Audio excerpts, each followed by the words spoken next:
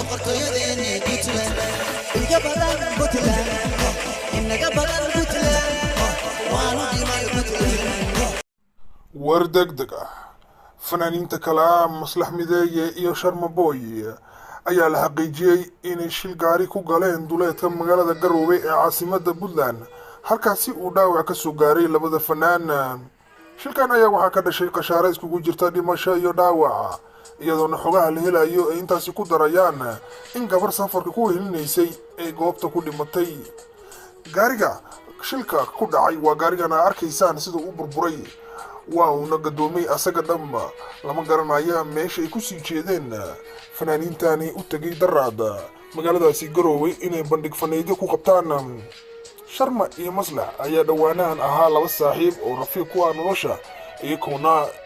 meelo badan oo ka mid ah adduunka u wada maray gaar ahaan dalkaasi Djibouti oo ay ka wada qayb galeen ololihii doorashada madaxweynaha dalkaasi Djibouti Ismaaciil Cumar Geele. sidoo kale bandhig faneedyo ayay magaalada Muqdisho ku qabteen haatanna waxay joogeen magaaladaasi Garowe ee uu ka soo jeedo yarka lagu magacaabo fanaanka caanka ah ee Mas'al Ayraade Sharma Boy. Sharma Boy ayaa baryahan dambe cadaadis baraha bulshada dhanka Soomaalida ka wajahayay iyagoona kooxo isbahaystay ay ku soo qaadeen barihiisa ama akoonadiisa baraha bulshada weerar ilaa ay xalay ee la wareegeen uu hogaaminayo wariyaha caanka ah Cabdulle Daahir Cabdulle Cali Sow oo ku nool dalkaasi Holland. wiilkan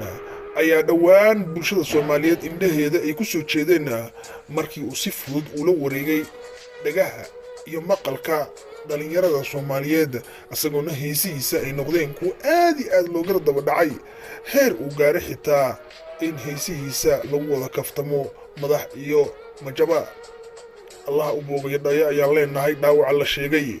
ee aan wali si fiican loo xaqiijin karin ee soo gaaya fanaanka Sharma Boy